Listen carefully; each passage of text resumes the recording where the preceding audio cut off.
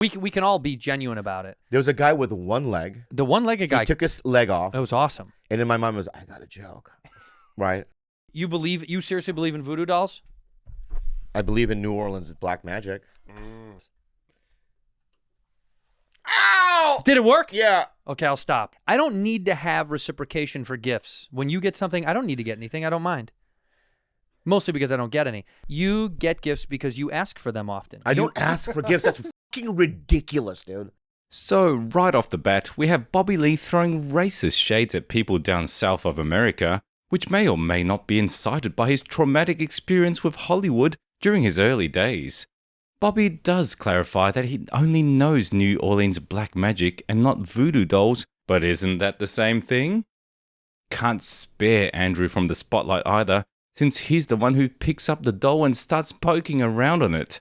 The two also start confessing their apparent love languages, and while Andrew has a typical list of any person in their 40s consisting of isolation and alcohol, Bobby can't help but expose his narcissism by saying his love language is gift receiving. Like seriously, having gifts given to you and getting your wiener attended to is this guy's love language? No wonder his girlfriend of 10 years left him. Better late than never. I'm not jealous, dude. I wouldn't have done what you did. Oh, you know what that is when you get like a 6-piece nugget from McDonald's and there's always one that you're like, oh my God. That's you, dude. I can't eat that. Yeah. What did they do to it? Yeah. Yeah, I didn't. I opened up my nugget box and there was no nuggets.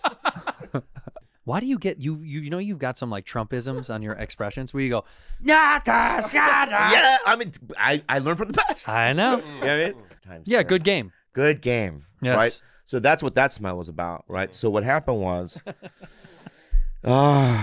give it up, baby. that night, what time was it?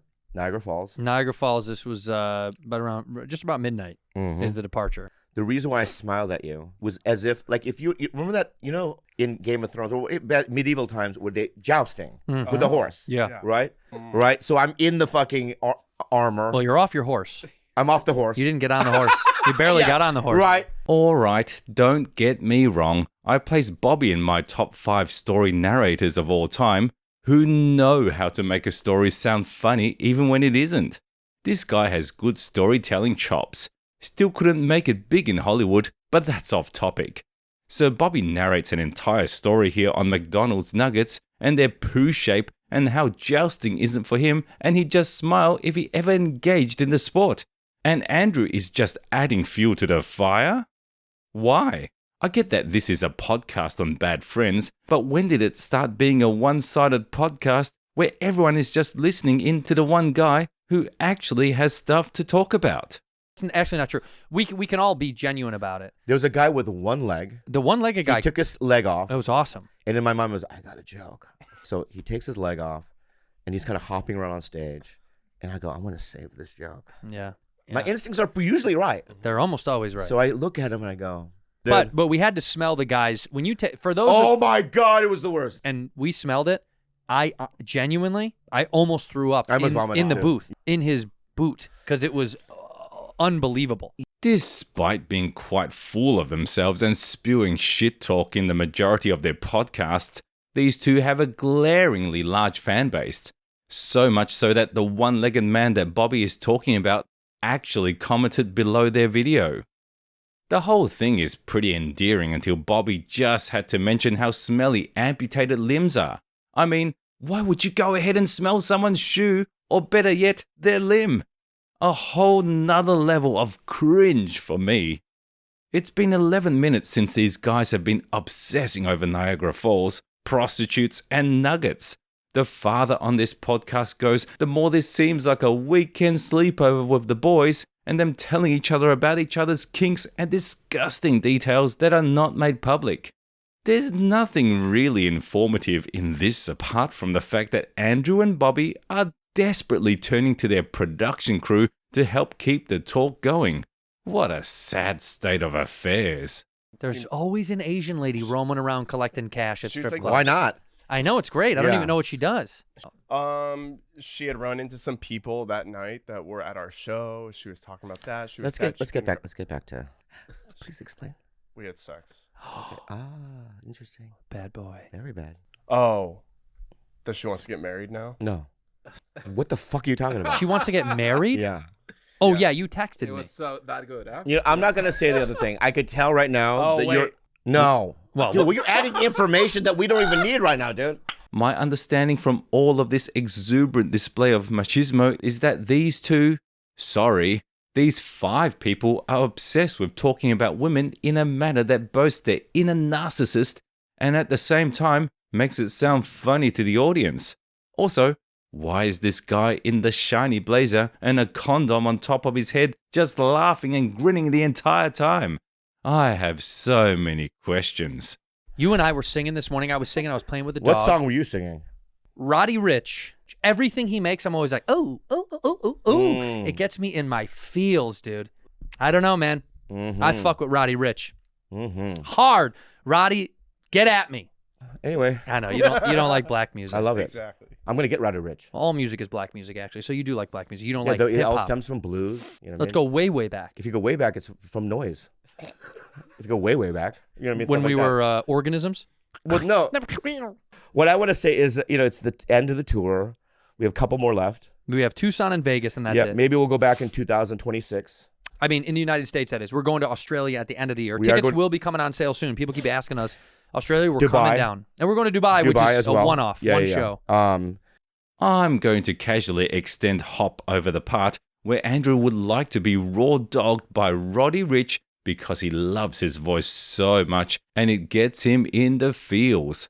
What's a bit more interesting is that the Bad Friends tour is soon coming to an end. I think these two were, maybe still are great on a stage. Their chemistry as two college dudes babbling funny shit all over the place definitely can amount to great laughs. But to be honest, I suppose the content is becoming harder to froth forth. Also, since Bobby is going through a rough patch in his life. Just from the podcast itself, it feels like these two are running short on genuine jokes and are instead sucking off other people's lives to fuel the funny they're bringing to the table. The tour has a few countries to touch base with, but maybe this downtime is much needed for both of them to search within themselves and find their inner jokesters again. Just a thought. A couple days ago, you said to watch Dream Scenario. Yeah, with him. On HBO. And any Bad Friends fans, dude, you got to watch this movie. It's incredible. It's incredible. So good. Oh. But I was thinking about his career. But what he did was, he disappeared for because he did a movie called that Christian movie that it was one of the worst movies ever made. What was it called? It was called What is Left it? Alone. Left Alone. He did a movie called Left Alone. Left Alone got. I'm going to show you Left Alone on the. He can look it up there. Yeah, what did it get on Rotten Tomatoes? What a career is. He had the that He wanted time. always to be a movie star, like an action hero, and he won an Oscar in order to become an action hero, which is kind of insane. He must be doing back then. He must be doing 3 films a Look year. at the- Even River now. Valley Girl. Oh my God! Look at the amount of work he's done. This guy. I get it. If you have the opportunity, I understand it. But also, that how overwhelming. Yeah. Where is life? That's what gets scary to me. Where is life? Don't get me started on Ant Bully. I mean, Nick Cage, understandably, hasn't had a very hot career despite him giving us some good movies and shows. For some reason, he doesn't really appear at the surface of Hollywood even if almost everyone knows him by face or name. I think that's what the crux of what these two are talking about, and for the most part, I agree with them. they were saying how they're feeling like they might be burning out a little bit, just like overworking. And I was like, oh, you really have to take time because it's dangerous when you let yourself be a part of something and you don't get to do you a little bit. Mm-hmm. If I don't do that, I get emotionally. You seem great. I get to walk to coffee in the morning with the dog. I get an extra couple hours at home, like exercise, do the pod. I mean that for our fans too. You got to do things for you sometimes. Yeah, I that called you the other day. You were taking a walk with your wife. I think. Yeah, just nice to Yeah. just like get the fuck out of your. Because Nice. sometimes if all you're doing is working, yeah, I wanted to see your reaction. Why? Because if I gave you an out, you would have gotten out. Yeah, Still, I don't get why this discussion is a part of this podcast and not a family dinner conversation, but well, I'll let you guys be the judge of that. Right after that discussion, Andrew and Bobby point their guns again at the other three and do the same wash, rinse, repeat routine. Despite a bunch of bad friends, but that title has layers to it, like an onion, gets more eye-watering the more you peel it off.